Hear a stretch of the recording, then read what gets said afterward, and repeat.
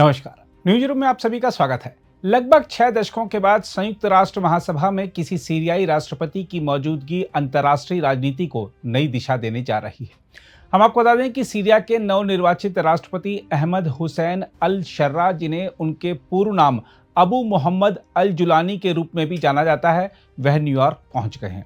देखा जाए तो यह यात्रा केवल एक राजनयिक औपचारिकता नहीं है, बल्कि सीरिया के अतीत, वर्तमान और भविष्य को जोड़ने वाला एक जटिल राजनीतिक संकेत भी है। 1982 में सऊदी अरब के रियाद में जन्मे और दमिश्क में पले बड़े अहमद अल शर्रा का जीवन किसी राजनीतिक उपन्यास से कम नहीं है। कभी इराक में अल कायदा के लड़ाके के रूप में लड़ने वाले, फिर 5 वर्षों तक अमेरिकी हिरासत में रहने वाले और उसके बाद अल नुसरा फ्रंट व हयात तहरीर अल शाम जैसे संगठनों का नेतृत्व करने वाले शख्स का आज सीरिया का राष्ट्रपति बनना अपने आप में अप्रत्याशित है। वैसे यह भी विडंबना ही है कि जिस व्यक्ति ने कभी अमेरिका की जेल में सालों बिताए, वही अब अमेरिकी धरती से संयुक्त राष्ट्र महासभा के मंच पर पूरी दुनिया को संबोधित करने जा रहा है। यह दृश्य न केवल सीरिया के लिए बल्कि अंतर्राष्ट्रीय राजनीति के लिए भी गहन प्रतीकात्मक महत्व रखता है, जहां दुश्मन और सहयोगी की रेखाएं समय के साथ धुंधली पड़ जाती हैं।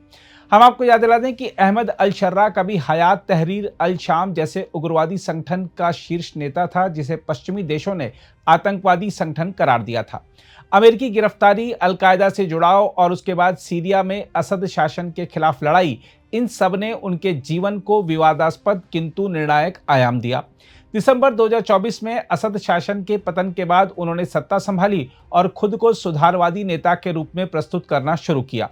हम आपको बता दें कि पश्चिमी देशों, विशेषकर अमेरिका और फ्रांस ने अल शर्रा के साथ बातचीत शुरू कर दी है। मई 2025 में अमेरिकी राष्ट्रपति डोनाल्ड ट्रंप से उनकी मुलाकात और फिर प्रतिबंधों में ढील इस बदलाव का संकेत देती है। हालांकि आलोचकों का कहना है कि अमेरिका और उसके सहयोगियों ने आतंकवाद विरोधी नीतियों के सिद्धांतों से समझौता कर रणनीतिक हितों को प्राथमिकता दी है। इससे यह चिंता भी गहरी हुई है कि यदि किसी पूर्व उग्रवादी को अंतर्राष्ट्रीय वैधता मिलती है तो यह अन्य कट्टरपंथी संगठनों को भी गलत संदेश दे सकता है। हम आपको बता दें कि अल शर्रा के एजेंडे का प्रमुख बिंदु है सीरिया का पुनर्निर्माण और प्रतिबंधों से राहत। वह लगातार यह दलील दे रहे हैं कि लंबे समय तक चले प्रतिबंध आम सीरियाई जनता को दंडित करते रहे हैं। ट्रंप द्वारा आंशिक छूट को उन्होंने ऐतिहासिक कदम बताया है, किंतु सीजर एक्ट जैसे कड़े प्रावधान अभी भी बने हुए हैं। इसके साथ ही इजराइल के साथ संभावित वार्ता भी अंतर्राष्ट्रीय रुचि का केंद्र है। दक्षिण सीरिया और इजराइल का कब्जा और लगातार हवाई हमले एक बड़ी चुनौती रहे हैं। अल शर्रा ने संकेत दिया है कि सुरक्षा व्यवस्था पर किसी समझौते की संभावना है, जबकि इजरायली प्रधानमंत्री बेंजामिन नेतन्याहू अभी भी इसे भविष्य की संभावना मानते हैं। हम आपको यह बता दें कि अल शर्रा की सबसे कठिन परीक्षा घरेलू स्तर पर है। ड्रूज और अलवी जैसे अल्पसंख्यकों के खिलाफ हिंसा के आरोप उनकी छवि को कमजोर कर रहे हैं। उत्तर पूर्व में कुर्द बल और दक्षिण में ड्रूज समुदाय अब भी स्वायत्तता की मांग कर रहे हैं, परंतु अल शर्रा संघीय व्यवस्था का विरोध करते हुए एकीकृत सीरिया की बात करते हैं। किंतु जमीनी हकीकत कुछ और ही कहती है। यदि इन असंतोषों को दूर नहीं किया गया तो गृह युद्ध के भूत एक बार फिर सीरिया को घेर सकते हैं।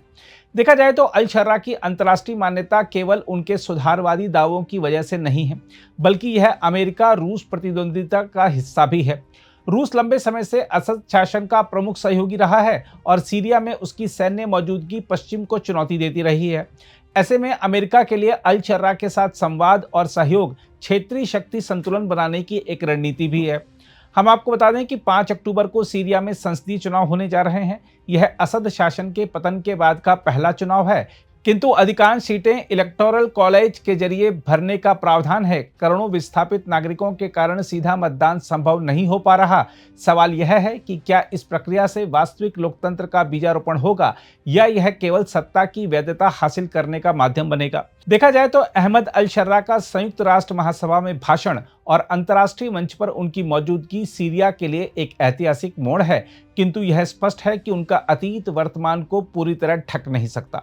एक समय अल कायदा से जुड़े रहे इस नेता को अब राष्ट्र निर्माता के रूप में देखा जाएगा या नहीं, यह आने वाले वर्षों में सिद्ध होगा। यहाँ सवाल यह भी है कि क्या सीरिया सचमुच एक सुरक्षित, स्थिर और एकीकृत देश बन पाएगा या फिर सत्ता परिवर्तन केवल चेहरे का बदलाव साबित होगा।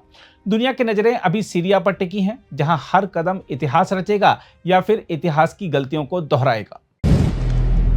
अगर आप भी लेना चाहते हैं देश दुनिया की तमाम जानकारी तो आज ही सब्सक्राइब करें हमारे चैनल को। साथ ही नीचे दिए बेल आइकन को जरूर दबाएं ताकि हर अपडेट आप तक पहुंच सके।